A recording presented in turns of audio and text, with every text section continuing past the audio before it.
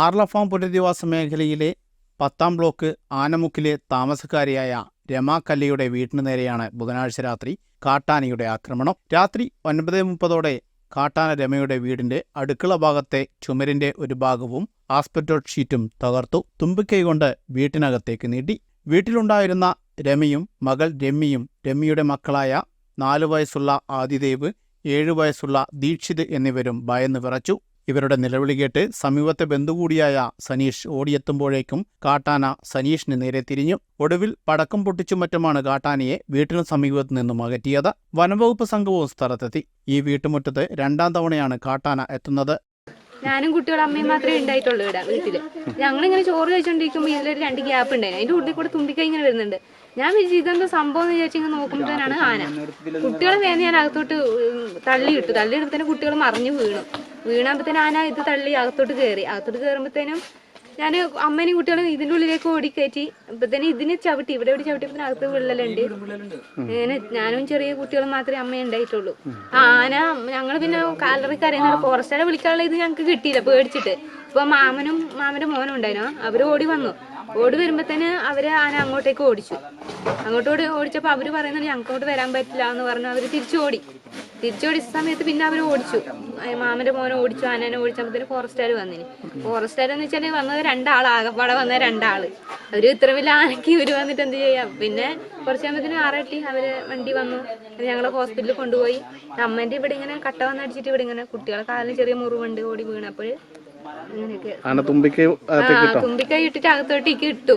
ഇപ്പോഴാണ് ഞങ്ങൾ കണ്ടത് ഇതെന്താ സംഭവം എന്ന് വിചാരിച്ചിട്ട്. എന്തോ ഒച്ച കേട്ട് ഞാൻ പെട്ടെന്ന് ഞാൻ ഇവിടത്തേക്ക് വന്നു, ഈ വീടിന്റെ അടുത്തേക്ക് വന്നു. അത് കഴിഞ്ഞ് പിന്നെ ഇവരെ കരച്ചിൽ മാത്രമേ കേൾക്കുന്നുള്ളൂ. പിന്നെ വേഗം തിരിച്ചോടി ആ വീട്ടിൽ കുറച്ച് പടക്കെടുത്ത് വെച്ചിട്ടുണ്ടായിരുന്നു. അപ്പോൾ വിഷുവിന് വാങ്ങി ആ സാധനം എടുത്തിട്ട് വരാൻ ഓർത്തിട്ട് പെട്ടെന്ന് ഓടി വീട്ടിൽ പോയി തിരിച്ചു വരുമ്പോഴത്തേന് ഞാൻ വണ്ടി വെച്ചെടുത്തേക്ക്. ആ വണ്ടി കുറേ അങ്ങ് ദൂരത്തേ ഉണ്ടായേ. അപ്പോൾ അവിടെ നിന്ന് കുറച്ചുകൂടി ഇവിടത്തേക്ക് വരുമ്പോഴത്തേന് ആന എൻ്റെ മുമ്പിൽ തന്നെ നേരെയായി. പിന്നെ എനിക്ക് പടക്കം കത്തിച്ചെറിയാൻ നല്ല വേറെ രക്ഷയില്ലല്ലോ. പിന്നെ അതും കത്തിച്ച് അടക്കം പൊട്ടിച്ച് ഇവന്മാരെ നോക്കണമല്ലോ. അപ്പോൾ ആന എനിക്ക് വേറെ ഇതിലും വരത്തില്ല. ഇത് മൊത്തം കാടായതുകൊണ്ട് ഇതിൽ ആന വന്നൊന്നും ഒന്നും പിടിക്കില്ലല്ലോ. അതുകൊണ്ട് പിന്നെ നേരെ ഇതിലെ വരുന്ന ഓടി ഇവിടത്തേക്ക് വന്ന് ഇവിടെ നിൽക്കുമ്പോൾ ആന അവിടെ എൻ്റെ മുമ്പിൽ തന്നെ എത്തി. പിന്നെ ഒരു രക്ഷയില്ല.